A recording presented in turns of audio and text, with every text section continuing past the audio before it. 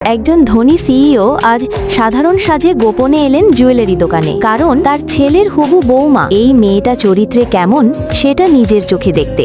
দোকানে ঢুকতেই তিনি দেখলেন হবু বৌমা সেজেগুজে দাঁড়িয়ে আছে, হাসি মুখ দেখে মনে হলো ভদ্র, মার্জিত, দারুণ মানুষ। কিন্তু ঠিক তখনই মেয়েটার চোখ পড়ে সিইওর সাদা মাটা পোশাকের দিকে, আর হবু বৌমা হঠাৎ ভ্রু কুঁচকে উঠে চিৎকার করে বলে, এই গরিবকে কে ঢুকতে দিল? ওর কি 1 টাকাও আছে যে কিছু কিনবে? সিইও চমকে গেলেন। এটা কি দোকানের ম্যানেজারের ব্যবহার? মেয়ে আবারও বলল, আমাদের দোকান শহরের সবচেয়ে বড় দোকান, এই রকম লোক দেখলেই এড়িয়ে চলবা। এমনকি কর্মচারীদের ডেকে বলল, এ জাতীয় গ্রাহককে দোকানে ঢুকতেই দিও না। সিইও তখন বুঝে গেলেন এই মেয়ের চরিত্র কতটা ভালো। তিনি দোকান ছাড়তে যাচ্ছিলেন, কিন্তু হঠাৎ চোখ পড়ল শোকেসে রাখা সেরা সোনার ব্রেসলেট। কিন্তু হাতে তুলে দেখতেই অবাক, এটা তো আসল সোনাই না। তিনি জিজ্ঞেস করতেই বৌমা রেগে গিয়ে ব্রেসলেট টানতে লাগলো। দুজনে টানাটানি, দোষ ব্রেসলেট ভেঙে গেল। বৌমা সঙ্গে সঙ্গে চিৎকার, বুড়ি তুই এইটা ভেঙেছিস?